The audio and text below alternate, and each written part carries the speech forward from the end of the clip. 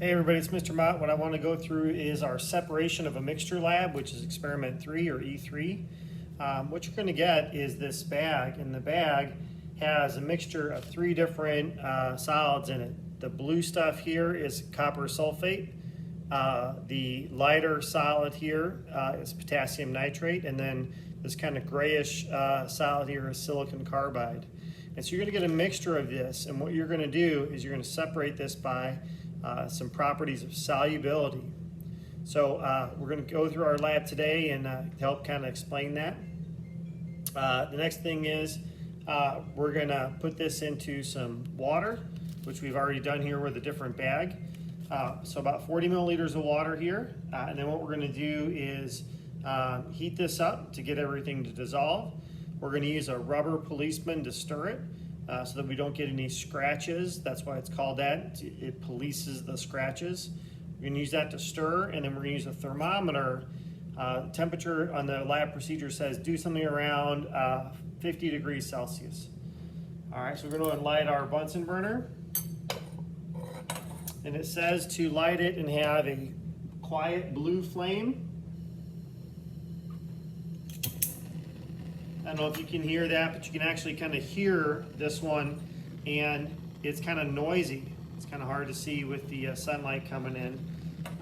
So a noisy flame, you can actually kind of hear it. That's not what we want. So I'm going to change how much oxygen is coming in. So I'm going to adjust the barrel. So it's a nice blue flame there. And we're going to heat this up, and start stirring. Leave the thermometer in there as we heat it up.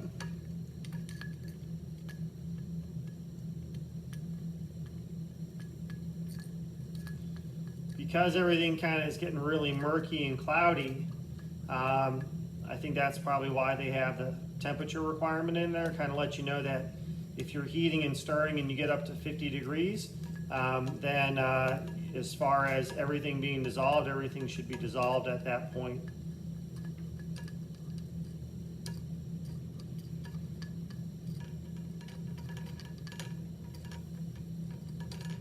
A couple things that I didn't mention as far as the lab setup. Anytime you've got like a beaker or something like that on your ring stand, it's a good idea to have a separate ring, which I do here, to kind of make sure that that beaker stays in place.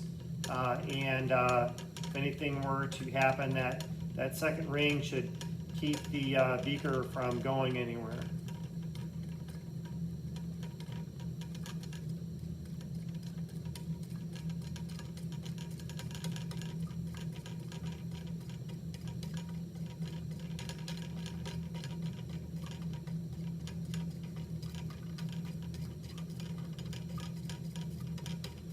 Getting heating up, it's almost at 40 degrees now. The next thing that we're going to do here in a moment is after we heat this up to get everything dissolved, we're going to pour this through what's called a Buchner funnel. And so we need to filter out any undissolved solids. And so we're going to do that, and a Buchner funnel is a super fast way of filtering something, rather than just using sort of gravity to do it. So I'm a little over 50 degrees. I think probably everything's dissolved that's going to be dissolved. So I'll go ahead and take this out of here, turn off my Bunsen burner, and we're ready to filter this. Okay. So what we'll do next is show you the Buchner funnel setup. All right, here's our Buchner funnel setup. Okay, so as far as your setup for your Buchner funnel, always a good idea. So we have is this funnel. It's got this sidearm flask here to allow this rubber tubing to go in. We use a ring down on the bottom to keep this in place. These tend to get really top heavy. And then the Buchner funnel itself has this shape. It's porcelain. It has these little frits in there. And what we're going to do is put a piece of filter paper on top so that it stops everything. This is actually made by Coors. I don't know if you can see that in there. For a time, I think during the Prohibition era, they needed something else to do besides make beer and booze. So they started making these products, and I think they still make them today. So here's my filter paper, and I'm going to set this in here. This tubing is hooked up to the faucet. When we turn on this faucet, it's going to create a suction in our funnel. So I'll go ahead and do that. It might get a little bit loud. Once I turn this on, I'm going to use a wash bottle and wet this. As you can wet it beforehand too if you want. Doesn't really matter. So we're going to wet this, and then that's going to help create a nice place for our substance to filter down. If you were to forget to wet it, what can happen is when you pour the liquid in, sometimes some of the solid that you would want to get filtered would go through into your flask, and you would see that when you suction filter.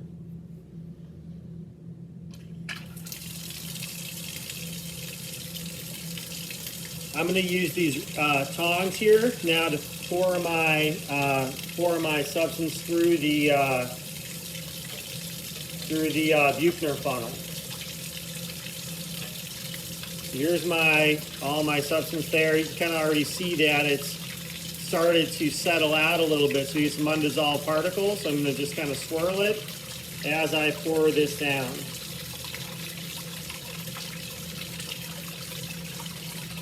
Now your instructions say that we should let this filter, pull this off, and then rinse any more of the solid, which is the silicon carbide in there.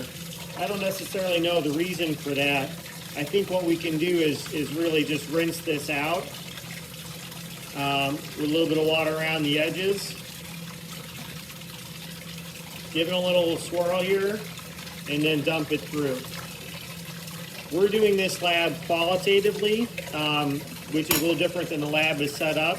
So I think that we're going to be okay in terms of if there's any undissolved solids left over.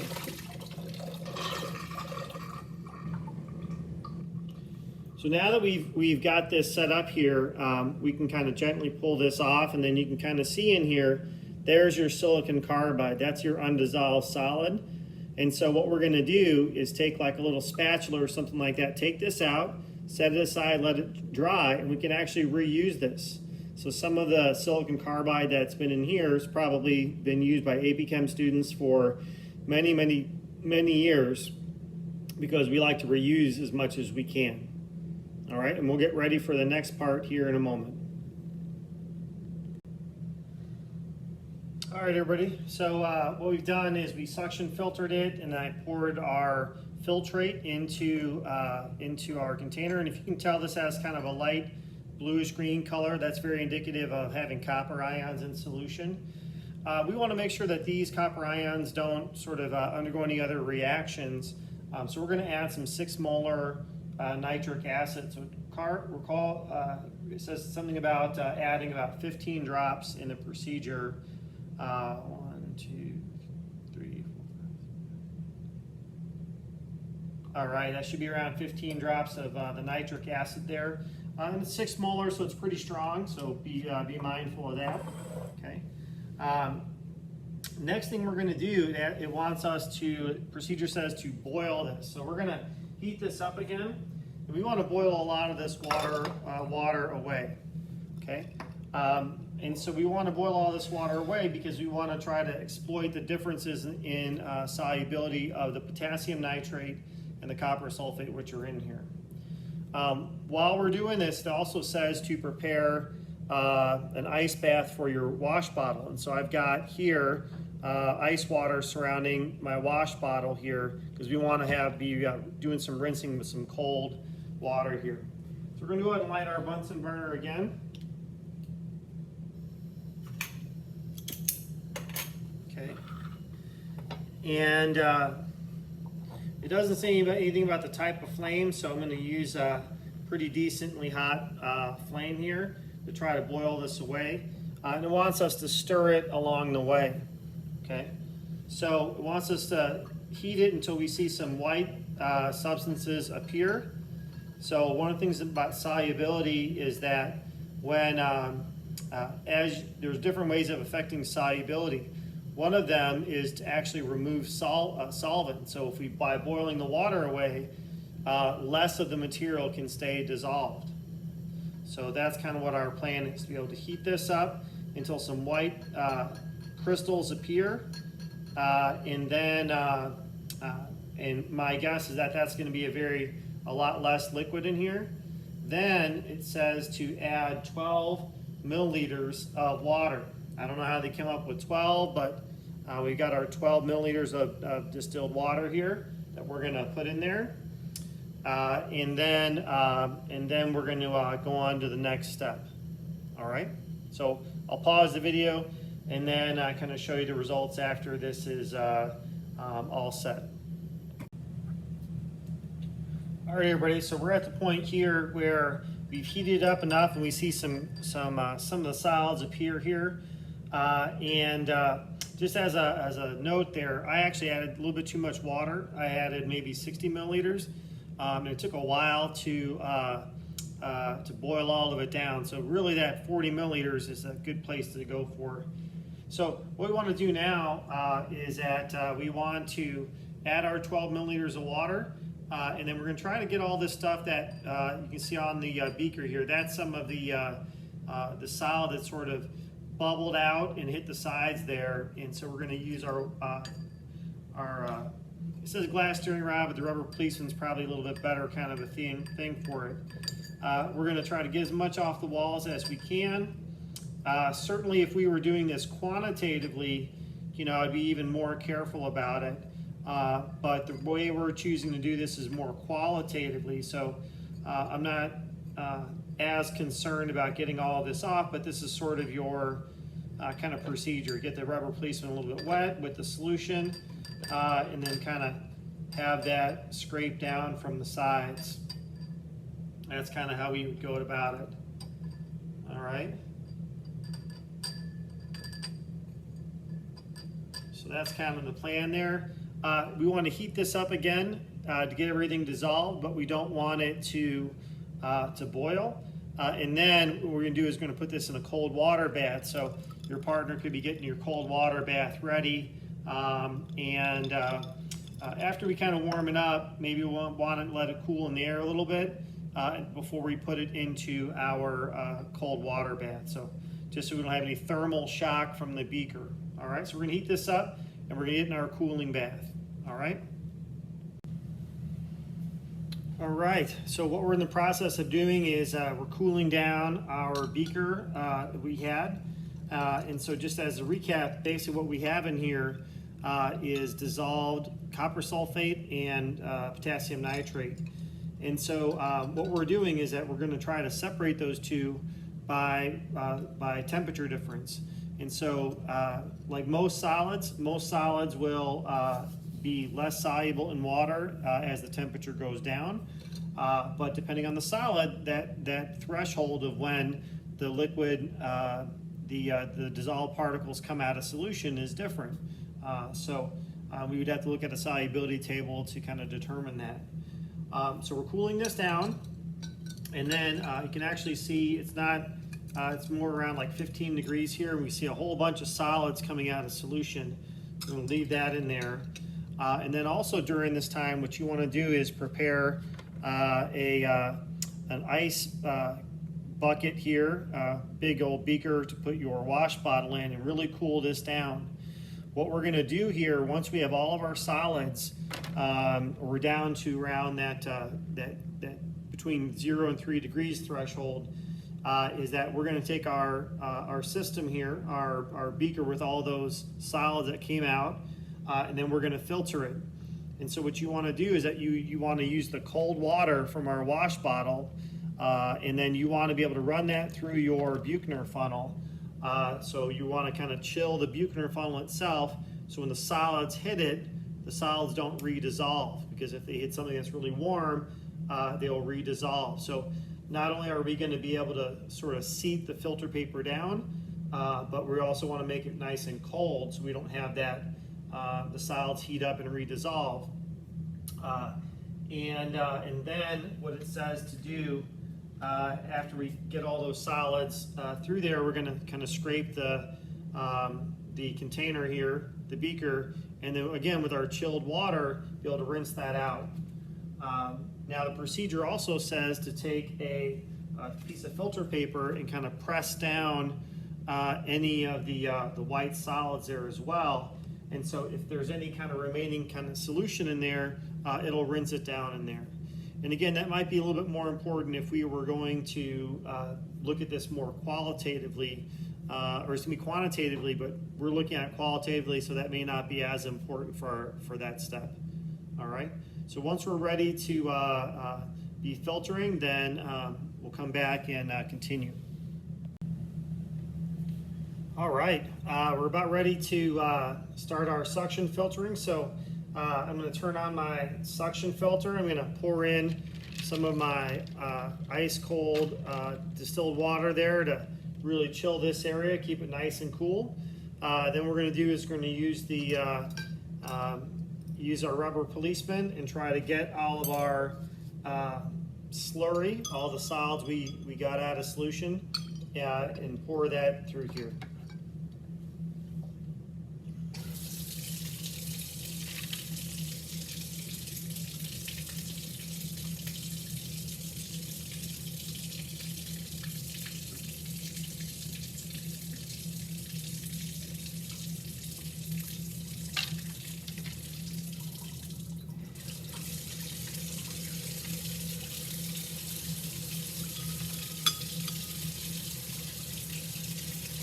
Stir this up here, pour it through.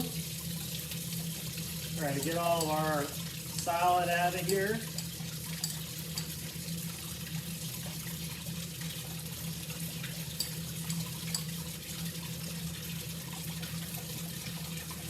And again, we want to do is use our cold distilled water to rinse this out. We don't want to redissolve any solids by using warm distilled water. Okay. So that looks like it's pretty good, pretty empty.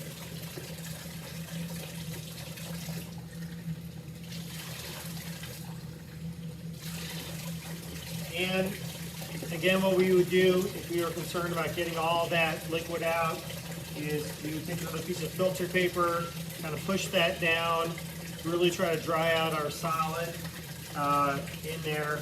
And what we're going to do is we're going to test the filtrate, the stuff that came through our Buchner funnel, and see what we can find.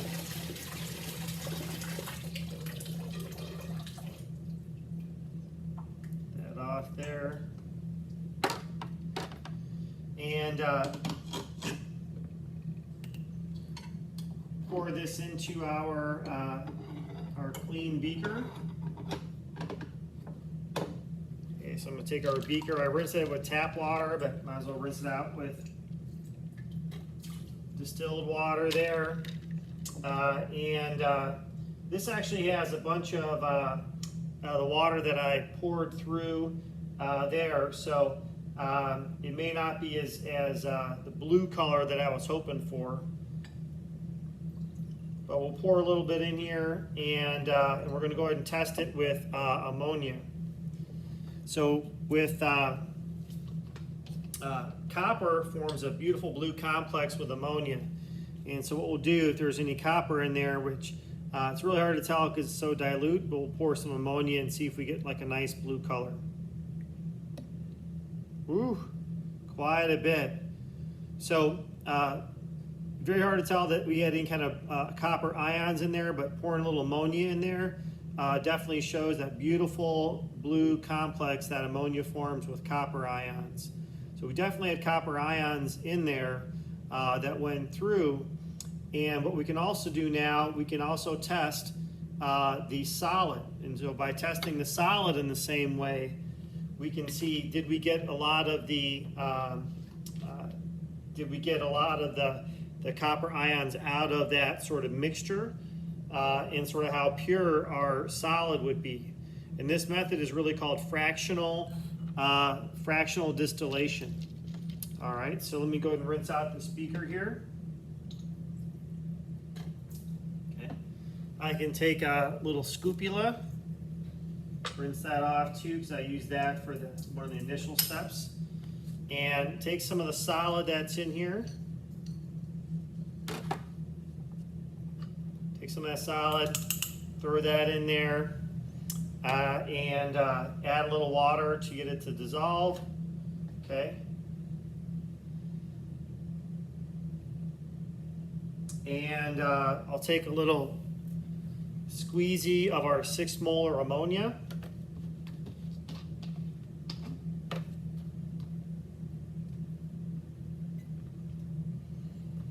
And add a few drops here. And I'm not getting a blue color at all.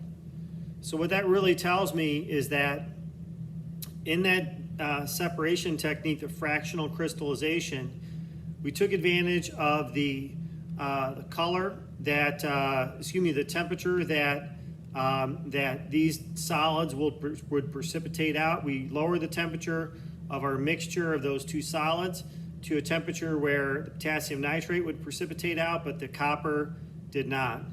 And so that's fractional crystallization, really cool separation technique. Kind of a complicated lab in terms of the steps, but you can see the results are pretty amazing. All right, thanks for watching.